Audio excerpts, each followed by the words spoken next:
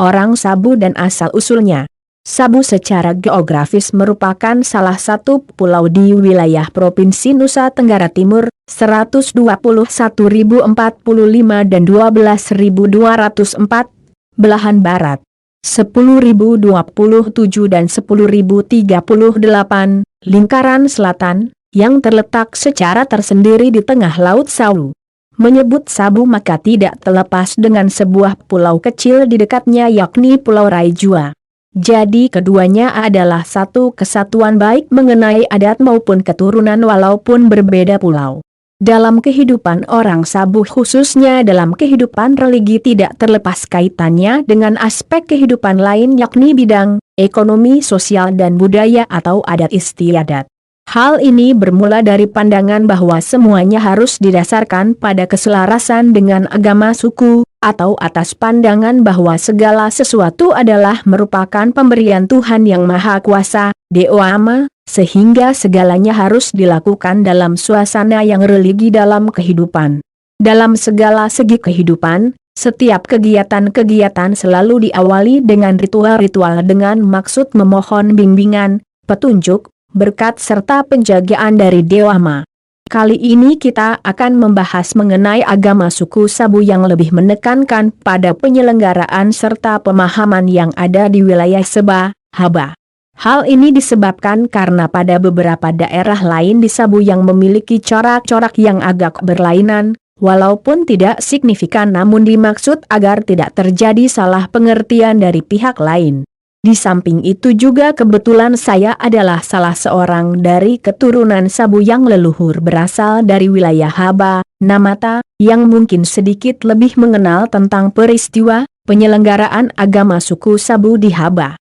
Tulisan ini didasarkan atas pengalaman, beberapa buku referensi dan cerita orang tua, leluhur, sejarah. Tentang asal-usul orang Sabu dan negeri asalnya, terdapat beberapa versi menurut cerita beberapa orang Mone Ama dan mereka yang mengetahui tentang sejarah Sabu. Meskipun demikian, dari tuturan mereka itu terdapat satu kesimpulan yang sama bahwa nenek moyang orang Sabu berasal dari suatu negeri yang sangat jauh, letaknya di ufuk barat Pulau Sabu. Sejarah dunia memberitahukan bahwa antara abad ketiga sampai abad keempat ada arus perpindahan penduduk yang cukup banyak dari India Selatan ke Kepulauan Nusantara. Perpindahan penduduk itu disebabkan karena pada kurun waktu terjadi peperangan yang berkepanjangan di India Selatan. Raja Chandragupta II yang memerintah di India Utara dari tahun 375 sampai 413 telah menyerang dan menaklukkan kerajaan-kerajaan kecil, termasuk kerajaan Gujarat di India Selatan. Keamanan yang buruk telah mendorong orang untuk mencari daerah pemukiman baru yang lebih aman. Jauh hari sebelumnya, telah tersebar berita bahwa di Kepulauan Nusantara, di mana pengaruh India sudah semakin besar, adalah negeri yang aman, tentram dan makmur. Maka terbitlah dorongan kuat di antara penduduk untuk meninggalkan negeri asalnya menuju negeri baru yaitu Kepulauan Nusantara. Dari syair-syair kuno dalam bahasa Sabu dapat diperoleh informasi sejarah mengenai negeri asal dari leluhur Sabu. Syair-syair itu mengungkapkan bahwa negeri asal orang Sabu terletak sangat jauh di seberang laut di sebelah barat yang bernama Hura. Dalam peta India memang terdapat kota Surat di wilayah Gujarat, India Selatan. Kota Surat terletak di sebelah kota Bombay, Teluk Chambai, India Selatan. Daerah Gujarat pada waktu itu sudah dikenal di mana-mana sebagai pusat perdagangan di India Selatan. Kota dagang yang terkenal adalah Coromandel. Orang Sabu tidak dapat melafalkan kata Surat dan Gujarat itu sebagaimana mestinya. Lidah mereka menyebutnya Hura. Sebelum perpindahan penduduk itu, antara abad kedua sampai tiga sudah terjalin hubungan perdagangan antara Kepulauan Nusantara dengan pedagang-pedagang dari India Selatan. Pengaruh India Selatan besar sekali terhadap Kepulauan Nusantara. Pada abad kedua sampai abad 16 telah berdiri kerajaan-kerajaan Hindu-Buddha, mula-mula di Jawa, kemudian di Sumatera dan Kalimantan. Dari antara kerajaan-kerajaan itu yang paling terkenal dan paling besar pengaruhnya di Kepulauan Nusantara adalah Kerajaan Majapahit. Sisa-sisa pengaruhnya masih dapat ditemui di kalangan masyarakat Sabu. Para pendatang dari Gujarat ini ketika tiba di Pulau Raijua dapat hidup bersama dengan para imigran yang berasal perpindahan penduduk gelombang kedua yang berasimilasi dengan imigran gelombang pertama, meskipun pengaruh mereka tampak dominan. Menurut ahli sejarah sebelum India Selatan, Nusantara sudah dihuni oleh Austronesia kira-kira 2000 sebelum Masehi. Kemudian disusul ras Mongoloid, lewat Muang Thai, Malaysia Barat dan menyebar di Nusantara, kira-kira 500 sebelum Masehi. Rombongan India Selatan menjadi penghuni pertama Pulau Raijua di bawah pimpinan Ki Kaga. Setelah kawin-mawin mereka kemudian menyebar di Pulau Sabu dan Raijua menjadi cikal bakal orang Sabu. Pada abad ke-14 sampai awal abad ke-16, Majapahit berhasil menguasai dan menyatukan Nusantara. Majapahit adalah sebuah kerajaan Hindu Jawa. Meskipun demikian setiap kerajaan di bawah kekuasaannya memiliki otonomi seluas-luasnya untuk mengurus rumah tangganya dengan satu persyaratan yakni tetap mengakui kedaulatan Majapahit lewat pemberian upeti. Bukti pengaruh Majapahit terhadap Sabu dapat dilihat dalam a. Mitos, cerita rakyat, yang memberikan penghormatan terhadap Raja Majapahit. Sehingga muncul cerita bahwa Raja Majapahit dan istrinya pernah tinggal di Ketita di Pulau Raijua dan Pulau Sabu B. Ada kewajiban bagi setiap rumah tangga untuk memelihara babi yang setiap saat akan dikumpul untuk dipersembahkan kepada Raja Majapahit C. Ada batu peringatan untuk Raja Majapahit yang disebut Wawadu Maja dan sebuah sumur Maja di wilayah Daihuli dekat Ketita D. Setiap 6 tahun sekali ada upacara yang diadakan oleh salah satu udu di Raijua, Udu Nadega yang diberi julukan Ngelai yang menurut cerita adalah keturunan orang-orang Majapahit. Motif pada tenunan selimut orang Sabu yang bergambar pura F. Di Mesara ada desa yang bernama Tanah Jawa yang penduduknya mempunyai profil seperti orang Jawa. Sedangkan di Mesara juga ada tempat dekat pelabuhan Mesara yang disebut dengan Mulye yang diambil dari bahasa Jawa yakni mulih yang berarti pulang. IV. Pembagian wilayah dan penyebaran penduduk di Sabu. Pembagian wilayah ini terjadi pada masa Waiwaka, generasi ke-18. Pembagian ini dibuat berdasarkan jumlah anak-anaknya yang dibagikan. Pembagian tersebut adalah a. Darawai mendapat wilayah Haba, Seba, B. Kolewai mendapat wilayah Mohara, Mesara, C. Warawai mendapat wilayah Liaede. Lakiwai mendapat wilayah Dimu, Timu E. Didawai mendapat wilayah Menia F. Jakawai mendapat wilayah Raijua. Dari pembagian ini telah menyebabkan terbentuknya komunitas genealogis teritorial, di mana suatu rumpun keluarga terikat pada pemukiman tertentu. Karena rumpun ini berkembang semakin besar maka dibentuk suatu subrumpun yang disebut Udu yang dikepalai oleh seorang Bangu Udu. Di Haba, Seba, terdapat 5 Udu yang nanti akan terbagi lagi menjadi kerogo-kerogo. 5 Udu di Seba tersebut adalah a. Udu Nataga, terdiri dari 9 kerogo. B. Udu Namata, terdiri dari 4 kerogo. C. Udu Nahoro, terdiri dari 4 kerogo. D. Udu Nahpu E.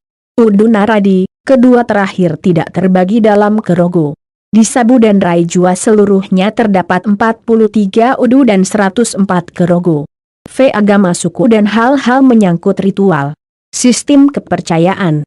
Agama suku Sabu atau agama asli Sabu tidak diketahui namanya. Pada umumnya orang menyebut agama suku Sabu dengan nama Jingitiu, yang berasal dari kata Jingitiau yang diartikan atau ditafsir oleh para penginjil dan pendeta dahulu dengan nada lecahan yakni Jingi artinya melanggar atau menolak, Ti artinya dari dan Au artinya engkau, Tuhan. Jadi dapat diartikan secara harafiah bahwa Jingitiu adalah agama yang menolak Tuhan. Padahal nama ini adalah penyebutan yang berikan oleh penginjil Portugis yang datang ke Sabu pada tahun 1625. Mereka menyebut dengan gentios, kafir tidak mengenal Tuhan. Yang menurut pelafalan orang Sabu adalah Jingitiu. Hal tersebut dapat dilihat juga dalam penyebutan mereka terhadap agama suku di Belu yang dilafalkan oleh orang Belu dengan Dintiu. Para Moneama, pimpinan agama suku, pada waktu itu menerima penyebutan tersebut karena ketidakmengertian mereka terhadap arti dari istilah penyebutan tersebut. Beberapa hal mengenai sistem kepercayaan agama suku Sabu. 1. Orang Sabu percaya pada satu zat ilahi yang disapa dengan Dewa Ma, Allah Bapa asal dari segala sesuatu, Deo Woro Deo Penji, Tuhan pencipta semesta, atau Deo Moneae, Tuhan Maha Kuasa Maha Agung. 2. Segala ciptaan terdiri dari dua unsur yang esensial, mengandung daya yang saling bertentangan, bergantungan, dan saling melengkapi. Contohnya laki-laki dan perempuan. Keduanya adalah setara dengan masing-masing fungsi yang saling melengkapi. Sehingga dalam kehidupan orang Sabu laki-laki dan perempuan selalu dilihat sebagai suatu kesetaraan atau apa yang kenal sekarang dengan istilah gender. 3. Manusia harus selalu menjaga hubungan atau relasi yang baik dengan Tuhan. Jika hubungan itu baik maka disebut dengan meringgi atau dingin yang mendatangkan damai sentosa, mengeru, hijau kesuburan, dan merde, kelimpahan. Tetapi sebaliknya dan bila terjadi kesalahan atau pelanggaran terhadap aturan atau tatanan yang ada akan mendatangkan hal-hal yang panas, atau hal-hal yang berupa petaka, bencana. 4. Untuk menjaga relasi yang harmonis antara manusia dan Tuhan maka dalam tatanan kehidupan diatur juga tentang ritual-ritual keagamaan, hubungan kekerabatan dan hukum adat. Tentang nada. Nada adalah tempat beribadat bagi penganut agama suku Sabu, agama asli. Nada pertama didirikan Ki Kaga di Kolomarabu, generasi 11, Mihangara. Nada berkembang menjadi dua, yang satu tetap di Merabu, yang satu di Koloteriu. Pada masa Waiwaka, generasi 18, diadakan pembagian wilayah dan masing-masing wilayah didirikan nada. Pada masa Robo Aba, generasi 24, terjadi perpindahan nada dari Koloteriu ke Namata. Tidak semua yang dipindahkan termasuk eku, salah satu alat penting. Eku baru berhasil dibawa ke Namata pada masa Metelai, generasi 29. Dengan demikian lengkaplah sudah perlengkapan upacara bagi penduduk di wilayah Haba. Dalam perkembangan di samping nada di Namata, nada Ae Namata, dibangun nada di Raidena, nada Ae Guri Kebau. Nada ini juga diurus oleh Moneama dari Namata A. Batu-batu, Wowaduk, di nada Ae Namata, antara lain. 1. Wowadu Pigahina. 2. Wowadu Ngelu. 3. Wowadu Liru Bela. 4. Wowadu Dai Bela. 5. Wowadu Lawarai, batu peringatan terhadap Hawemi Hadi Teriwu. 6. Wowadu Kikaga. 7. Wowadu Peti Maratu Kaho, dan beberapa batu lainnya yang semuanya ada berjumlah 14 buah B. Batu-batu di nada Aeguri Keberu, antara lain. 1. Wowadu Etu, batu ulat. 2. Wowadu Laledahi, batu kiamat atau Oirbah. 3. Wowadu Lakati, batu penyakit cacar. 4. Wowadu Kolera, batu penyakit kolera. 5. Wowadu Meraba, batu penyakit serampa atau morbili, dan beberapa batu lain. Perlu diingat bahwa batu dalam agama suku Sabu bukanlah sembahan tetapi merupakan sarana berupa mesbah untuk meletakkan korban persembahan bagi Deo. Moneama, majelis adat dan agama. Dalam tata kehidupan termasuk di dalamnya dalam urusan pemerintahan, keagamaan diatur oleh sebuah sistem kemajelisan yang mempunyai fungsi masing-masing. Majelis ini disebut dengan Majelis Moneama.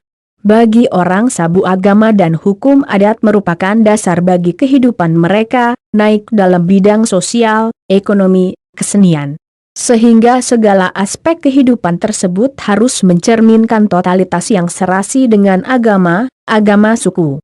Di Haba pada mulanya Majelis Moneama ini cuma terdiri dari 4 orang, masa Roba Aba, generasi 24, masing-masing adalah Derai, Jiuhlo, Rue, Pulodo. Dari majelis ini, yang memimpin kemajelisan adalah yang memangku jabatan sebagai Deorai.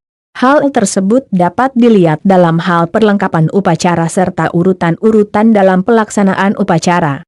Dalam perkembangannya dengan melihat kebutuhan dan permasalahan dalam masyarakat yang semakin kompleks, maka jumlah Moniama juga bertambah. Dihaba berkembang menjadi 9 orang, yakni Deorai. Tugasnya sebagai pemimpin, penegak syarat agama dan adat serta menjalankan pemerintahan. Memimpin upacara yang bersangkutan dengan tugasnya antara lain, Puruhogo, Bagare, Jelima, Hangadimu, Daba, Bangaliwu, Hol. Selain itu juga ia bertugas dalam masalah tanah, pertanian, kacang hijau, dan yang terakhir adalah tugasnya sebagai pemimpin upacara untuk memanggil hujan, Pulodo. Tugasnya adalah masalah pertanian, padi, kesuburan tanah, kegiatan-kegiatan musim kemarau termasuk sabung ayam, mendampingi Deorai dalam upacara Puruhogo dan upacara lainnya, berkoordinasi dengan Bengu Udu dalam urusan pemerintahan, Dohlo. Mengawasi agar adat ditegakkan secara tertib dan teratur, melihat setiap peristiwa, bencana, yang terjadi karena pelanggaran adat. Memimpin upacara tolak bala. Masalah pertanian, jagung rote sorghum, serta urusan kesuburan tanah, ruwe. Melakukan upacara menghilangkan akibat dari perbuatan haram, tolak bala. Menyelesaikan bencana alam, hama dan wabah penyakit, Latia memimpin upacara pentahiran yang bersangkutan dengan korban manusia, tanaman dan rumah yang terbakar, bakapai. Memimpin upacara pentahiran yang bersangkutan dengan korban manusia, tanaman dan rumah akan tetapi tidak terbakar atau lebih tepat pada upacara cedera dari benda tajam seperti pisau, tudi, dan parang, wela, maukia. Menangani segala urusan menyangkut peperangan. Menangani apa yang bersangkutan dengan barang-barang yang bersifat haram dari luar, lewat upacara memuat dalam suatu perahu dan dihanyutkan ke laut, Kenuhe. Pada waktu perang dan ada musuh yang terbunuh maka tugasnya lah untuk memangku mayat sementara upacara berlangsung, Tutudalu. Setiap mayat dalam pangkuan Kenuhe dikuliti kulit kepala dan ditanam dalam nada dan hal ini dilakukan oleh Tutudalu. Kalender adat dan upacara menurut siklus kehidupan orang Sabu. Tidak ada satupun aktivitas hidup orang Sabu selama 1 tahun kalender yang dapat terpisah dari kehidupan keagamaan. Pola ini didasarkan atas 9 amanat Deoama, yakni, Puruhogo, Bagare, Jelima, Hangadimu, Daba, Bangaliwu, Hol, Hapo, Meit. Hal tersebut merupakan syarat agama sekaligus merupakan adat orang Sabu, terutama bagi mereka masih menganut agama asli. Dalam penyelenggaraan pemenuhan 9 amanat ini maka pelaksanaannya tidak terlepas kaitannya dengan kalender kegiatan tahunan. Adapun kalender tahunan tersebut adalah 1. Kelila Wadu, Juli-Agustus, 2. Tunumanu, Agustus-September, 3. Bagarae, September-Oktober, 4. Kaoma, Oktober-November, 5. Naiki Kebui, November-Desember, 6. Wilakolo, Desjan, 7. Hangadimu, Januari-Februari, 8. Daba Aki, Februari-Maret, 9. Daba Ae, Maret-April, 10.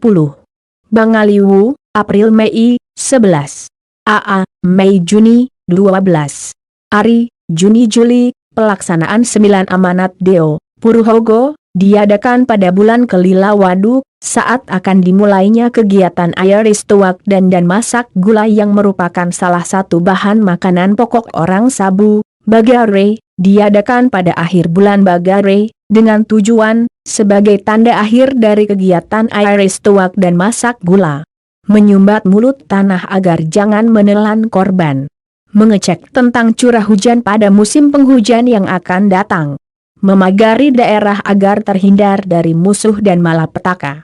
Mempererat tali persaudaraan antara warga Udu dan Kerogo, Jelima, diadakan pada bulan Kaoma sebagai upacara membersihkan kebun. Hangadimu, diadakan pada bulan Hangadimu, yakni Deorai dan Pululodo memulai panen kacang hijau dilanjutkan dengan acara Nga'ah Hangadimu. Setelah itu baru warga boleh memulai panen kacang hijau, Daba. Dalam daur hidup dikenal tahap, lahir, metana, pemberian nama, Pewiyangara, Hapo, pengakuan tentang sahnya anak, Daba, baptis, Lekobue, belajar memakai pakaian, baga, sunat, potong gigi dan perkawinan, pelokonga, serta kematian, Met. Daba merupakan rangkaian acara yang dilaksanakan pada hari ketiga setelah panen sorghum dan pesta padoa. Daba diadakan pada bulan Daba Aki, Bangaliwu, diadakan pada bulan Bangaliwu, malam ke-9 dari bulan baru. Dalam rangkai upacara tersebut bertujuan untuk mendinginkan objek-objek seperti kebun kapas, kebun kelapa, pinang dan kandang ternak. Penghormatan terhadap arwah leluhur dengan membawa sirih pinang ke pekuburan leluhur dan malamnya diadakan pedoa buihi, hol, dilakukan pada hari ke-7 setelah purnama pada bulan Bangaliwu. Salah satu tujuannya adalah melepaskan celaka ke laut serta menutup mulut laut agar hasil yang dari darat jangan terhisap atau tertelan ke dalam laut. Atau dapat dikatakan dengan istilah buang sial, Hapo, merupakan acara pengakuan terhadap anak yang dilahirkan, Met, upacara yang bersangkutan dengan kematian. Informasi ini dikutip dari kpg65wordpress.com. Terima kasih kepada semua pemilik gambar yang hasil karyanya saya gunakan di dalam video ini untuk menceritakan tentang sejarah orang Sabu. Semua gambar di dalam video ini diambil dari hasil pencarian di Google tentang Pulau Sabu. Jangan lupa subscribe dan bagikan kepada teman dan kerabat Anda tentang informasi berharga ini agar semua orang tahu dan memahami tentang sejarah orang Sabu. Sampai jumpa lagi di informasi menarik lainnya.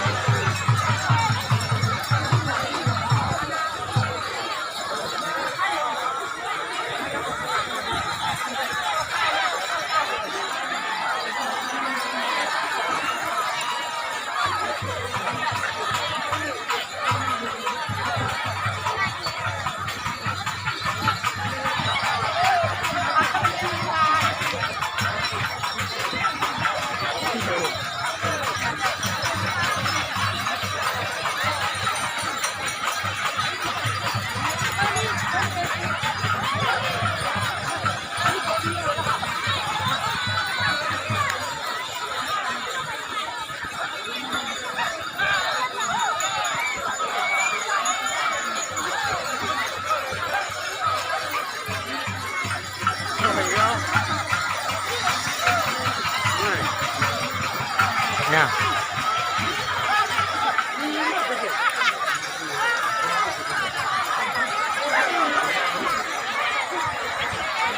Hit vào hạ.